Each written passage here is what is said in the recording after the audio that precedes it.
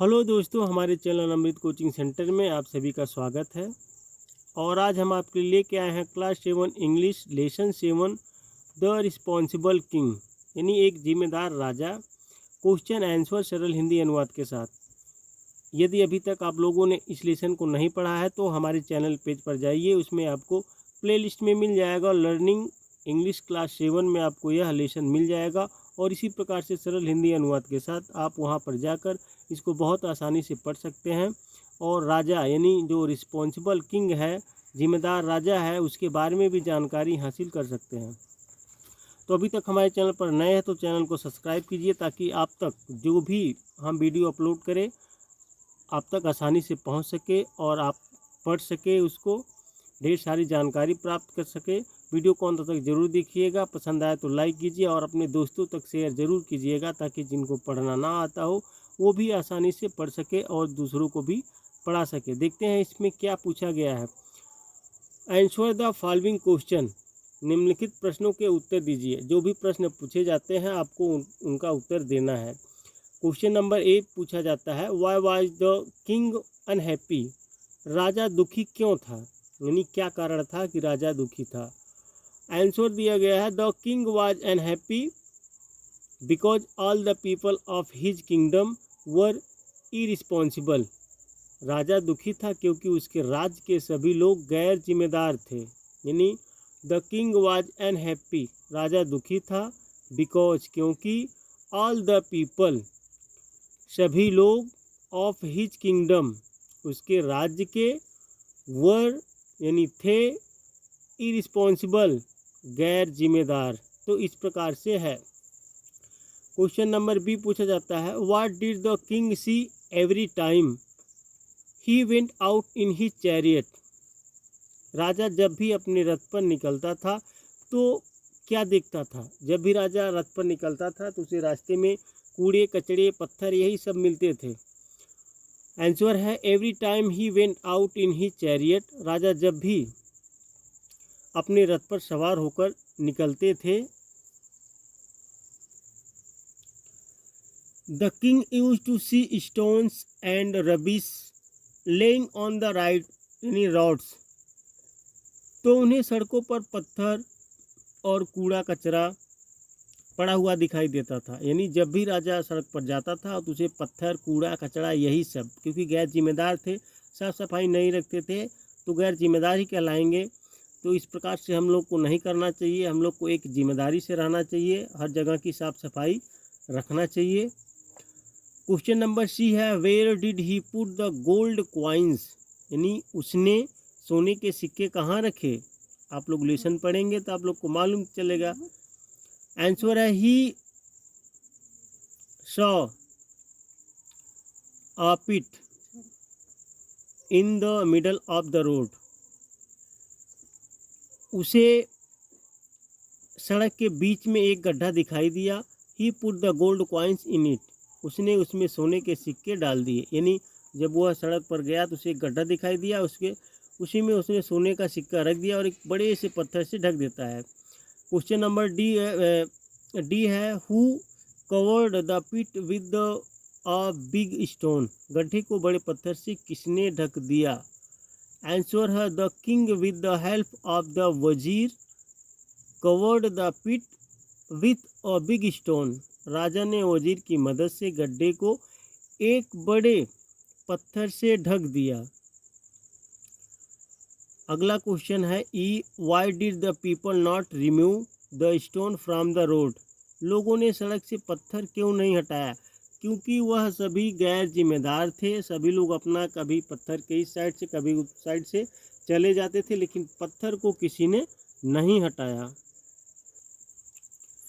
Answer है, all the people were too careless and irresponsible to remove the stone from the road, सड़क से पत्थर हटाने में सभी लोग बहुत लापरवाह और गैर जिम्मेदार थे, इसलिए कोई नहीं हटाता है। Question number F, what lesson did the king want to teach his people, राजा अपनी प्रजा को क्या शिक्षा देना चाहता था। यानी राजा अपने लोगों को किस प्रकार की शिक्षा देना चाहता था, क्योंकि वह बहुत गैर जिम्मेदार थे। आंसर है, the king wanted to teach his people that if they would be responsible it would be rewarding to them. राजा अपने लोगों को यह सिखाना चाहता था कि यदि वे जिम्मेदार होंगे तो यह उनके लिए फ़ायदेमंद होगा। कोई भी पत्थर हटाता तो उसमें सोने के सिक्के मिलता, लेकिन कोई नहीं पत्थर हटाता है तो किसी को नहीं मिलता है। आगे पूछा जाता है राइट ट्रू और false for the given statement, यानी दिए गए कथनों के लिए सही या गलत लिखें। तो आपको सही या गलत का चिन्ह लगाना है, या तो आप सत्य के लिए टी लिखते हैं और गलत के लिए फॉल्स लिखते हैं, यानी एफ लिखते हैं। टी फॉर ट्रू सत्य, एफ फॉर फॉल्स यानी झूठा। तो यहाँ पे the king lived in a place, राजा एक महल में रहता था तो सत्य है। हिज पीपल वर रिस्पॉन्सिबल, उनके लोग गैर जिम्मेदार थे तो इसमें फॉल्स लिखा जाएगा, नहीं क्योंकि ये गलत है, वे गैर जिम्मेदार थे। The king wanted to teach a lesson to the people, तो सही है या ट्रू है। राजा यानी प्रजा को सबक सिखाना चाहता था तो सत्य है। The people remove the stone from the middle of the road, false है। लोगों ने सड़क के बीच से पत्थर हटाया तो राजा हटाता है। The king gave the gold coins to the people, राजा ने प्रजा को सोने के सिक्के दिए, झूठ है यानी गलत है, फॉल्स है। People left ashamed and sorry, लोगों को शर्म और अफसोस महसूस हुआ तो सत्य है, ट्रू है, क्योंकि राजा जो है वह सोने का सिक्का किसी को नहीं देता, वह पत्थर लोगों को बुलाकर पत्थर हटवाता है, फिर वह सोने के सिक्के ले लेता है, क्योंकि वह लोगों के लिए रखा रहता है, लेकिन लोग पत्थर को नहीं हटाते हैं, इसलिए नहीं प्राप्त कर पाते हैं, तो वह खुद ही ले लेता है। तो लोगों को शर्म आती है, यानी अफसोस हुआ, पछतावा हुआ, तो इसलिए इस प्रकार की आप लोग गलती नहीं कीजिए। Learn the following names for groups of animals, जानवरों के समूहों के लिए निम्नलिखित नाम जाने, यानी देखिए एनिमल्स दिया गया है, ग्रुप से नेम दिया गया है।